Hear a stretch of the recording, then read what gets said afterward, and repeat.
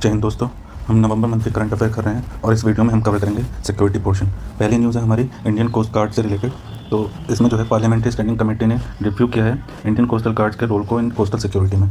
तो इसके बारे में देख लेते हैं। ये 1978 में स्थापित हुई थी और ये कोस्टल गार्ड एक्ट 1978 के तहत इसे स्थापित किया गया था।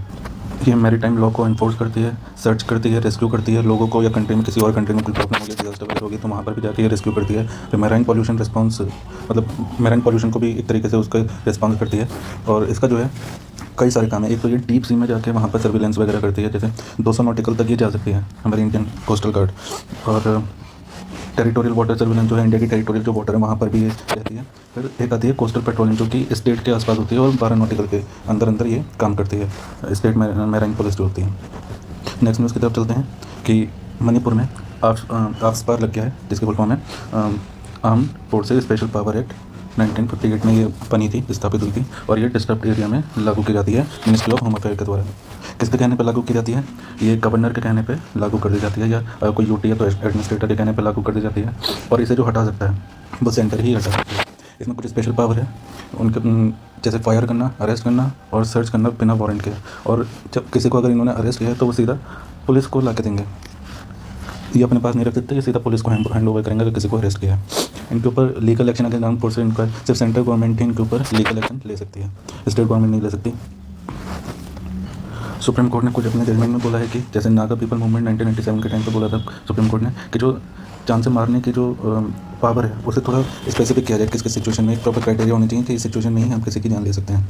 फिर extra judicial execution arm forces not immune from investigation for excessive, मतलब अगर इन्होंने किसी की जान ली है, कुछ फायर किया है, कुछ भी अगर इनके ऊपर इंक्वायरी बैठी तो ये इन्वेस्टिगेशन का भी पार्ट बन सकता है। फिर नेक्स्ट इंपॉर्टेंट न्यूज़ है हमारी डिजिटल अरेस्ट। ये हमने देखा है हमारे प्रधानमंत्री मोदी ने भी एक प्रेस कॉन्फ्रेंस करके या एक संबोधित किया था पूरे देश को टीवी पे आके कि हमें ऐसे केसेस से बचना है जो आपको एक फ़ोन कॉल करेंगे, वीडियो कॉल करेंगे और आपको डिजिटली अरेस्ट कर लेंगे और तब तक वो उस कॉल पर लेंगे जब तक आप उन्हें पैसे नहीं दे देंगे। ये इसका जो सोर्स देखा गया है म्यांमार, लाओस और Cambodia, south East Asia countries में देखा गया है कि यहाँ के लोग ऐसे फ्रॉड कर रहे हैं। यहाँ पर इंडियन भी होते हैं, मतलब हो सकता है ये फ्रॉड जो है वो इंडियन के थ्रू हो रहा हो, लेकिन इन कंट्रीज में बैठ के डेटा है कि 120 करोड़ रुपया जो है वो अभी तक स्कैम में जा चुका है जनवरी से अप्रैल के बीच में। ठीक है, नेक्स्ट न्यूज़ की तरफ पढ़ते हैं। ठीक है, तो इसके कुछ इनिशिएटिव देख लेते हैं गवर्नमेंट ने क्या इनिशिएटिव लिए हैं। जैसे IC4 करके मिनिस्ट्री ऑफ होम अफेयर ने एक सेंटर बनाया जिसका नाम है Indian cyber crime coordination centre, जो इसके लिए काम कर रही है और इसको प्रिवेंट करने के लिए कुछ इनिशिएटिव लेते रहते हैं। फिर है cyber fraud mitigation centre, collab with bank, telecom provider and payment aggregator. Banks और मोबाइल सिम्स जिस कंपनीज़ के होते हैं और पेमेंट एग्रीगेटर वगैरह जितने भी फ़ोन पे हो गया, गूगल पे हो गया, सबसे उन्होंने कोलैब किया हुआ है ताकि फ्रॉड से बचा जा सके। स्पूफ कॉल ब्लॉकिंग सिस्टम इन्होंने लॉन्च किया है गवर्नमेंट ने, जैसे ट्रू कॉलर है, ऐसी कई सारी ऐप्स आती हैं जिसमें हम स्कैम कॉल को या फिर स्पूफ कॉल को हम ब्लॉक कर सकते हैं। दूसरा है समान वेयर platform analyse inter state linkages of cyber crime. ये एनालाइज करता है इंटर, मान लीजिए कोई यूपी में बैठा है, मध्य प्रदेश से स्कैम कर रहे हैं तो उन सबको लिंक करके साइबर क्राइम के अगेंस्ट काम करता है। फिर है national cyber crime reporting portal, इसमें लोग अपनी कंप्लेंट दर्ज कर सकते हैं इस पोर्टल पर जाके। फिर है सर्टेन जो है ये कुछ प्रैक्टिसेस हैं जो इन्होंने चलाई हुई हैं, जैसे verifying call identity and avoiding suspicious link. और अगर मान लीजिए आपके व्हाट्सएप पर कोई लिंक भेजता है या किसी और एप्लीकेशन पे, इंस्टाग्राम पे, टेलीग्राम वगैरह पे, तो ऐसे लिंक को हमें नहीं छूना है, उन्हें टच नहीं करना है बिल्कुल, वरना वो हो सकता है आपके पैसे निकाल लें। ऐसे टाइम पे सर्टेन बहुत सारी गाइडलाइन जारी करता है। सर्टेन एक्चुअली इसके फुल फॉर्म है Indian computer emergency response team. तो ये जो है गाइडलाइन और एडवाइजरी वगैरह टाइम टू टाइम जारी करता रहता है। फिर देख लेते हैं asset recovery inter agency network Asia Pacific. ये देखते हैं क्या है। Recently India directorate of ED included in this एरिनएफ स्टेयरिंग कमेटी। ठीक है, ईडी इंडिया की तरफ से ईडी जो है डायरेक्टरेट ऑफ इन्फोर्समेंट वो इस मीटिंग में शामिल हुआ है। India to help in decision making administration will assume presidency and host annual general meeting. India host करेगा इस मीटिंग को और इसके बारे में जान लेते हैं। Acid recovery inter agency network Asia Pacific, जैसे कि इसका नाम बता रहा है कि ये जितना एसिड जो है, मान लो हमारे इंडिया से कोई साउथ ईस्ट एशिया कोई एसिड लेके, मतलब कोई गोल्ड चोरी करके ले गया, कोई कई बार ऐसा होता है भगवान की मूर्तियाँ कोई चोरी करके ले जाता है और बाहर के देशों में जाकर भेज देता है। तो ऐसे ही ये क्या करेगा, tackling crime proceeding in Asia Pacific region में एसिड्स को सीज करेगा, फ्रीजिंग करेगा और वापस लेके आएगा। इसका काम ये है। नेक्स्ट न्यूज़ है India's 4th nuclear submarine. India की 4th nuclear power submarine launch हो चुकी है। पहली दो हैं अरिहंत और अरिघात, और ये आई है अरिधीमन, और ये 3 तो पहले लॉन्च हो चुकी है। भाई S4 की बात हम कर लेते हैं तो ये 75% इंडिजिनस है, इंडिया की बनाई हुई है 75%। और इसमें जो है K4 बैलिस्टिक मिसाइल लगाई गई है, जो कि 3500 किलोमीटर तक जा सकती है उसकी रेंज। फिर part of nuclear deterrence strategy, nuclear deterrence strategy का ये पार्ट है, और ऐसे करने वाला इंडिया छठा देश है। तो पहले 5 कौन से हैं? USA, Russia, China, UK, France, फिर आता है अपना इंडिया।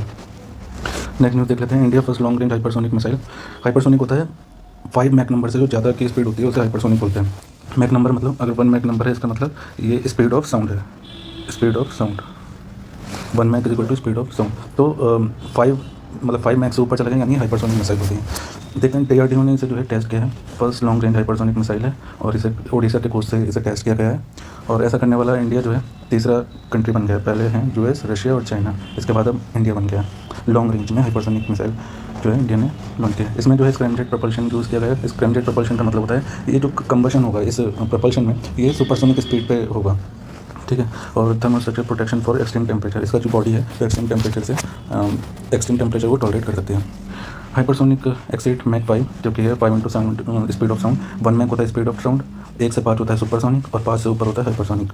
ये इसका फ़ायदा ये होता है कि ये डिटेक्ट नहीं हो पाती और इंटरसेप्ट नहीं हो पाती। फिर है long range land attack cruise missile. ये 1000 किलोमीटर तक जा सकती है और ये ग्राउंड से और शिप से लॉन्च हो सकती है।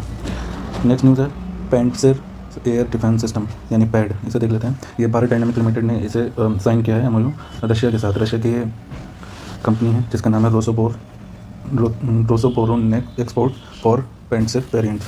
तो ये short range air defence system है, ये मिसाइल और गन दोनों के साथ काम कर सकती है और ये टारगेट कर सकती है एयरक्राफ्ट को, हेलीकॉप्टर को, क्रूज मिसाइल को और प्रिसीजन वेपन्स को टारगेट कर सकती है।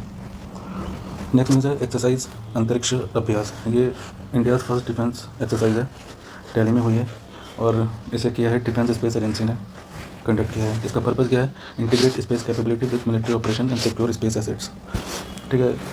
तो ये जो है space debris, radiation affecting satellite, इन सबको डील करने के लिए किया गया है ये अभ्यास एक्सरसाइज जो है। तो एक्सरसाइज देख लेते हैं हम।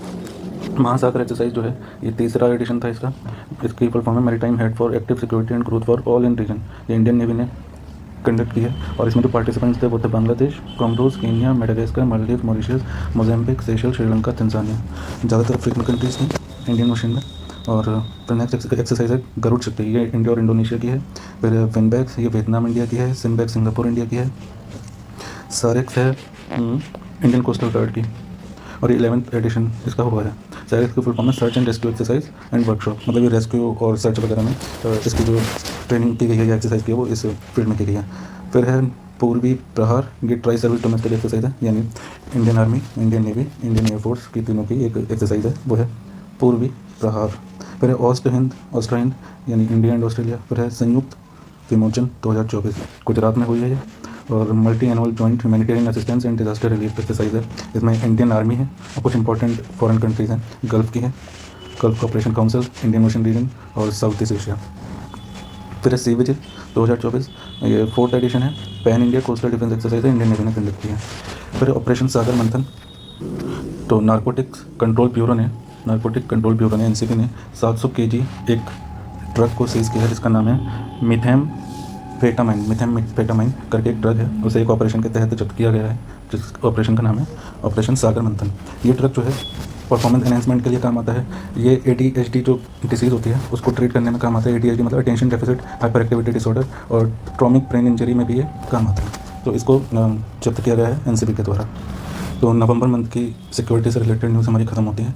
और अगर आपको ये किसी भी तरीके से ये सीरीज़ आपको हेल्प कर रही है, आपके रिवीजन में हेल्प कर रही है, तो प्लीज़ लाइक कर दो या सब्सक्राइब कर लो। और किसी चीज़ में कोई प्रॉब्लम आती है, कुछ इशू आता है तो उसे कमेंट भी कर दो और लोगों के साथ शेयर कर दो ताकि उनका भी भला हो। मैं सारी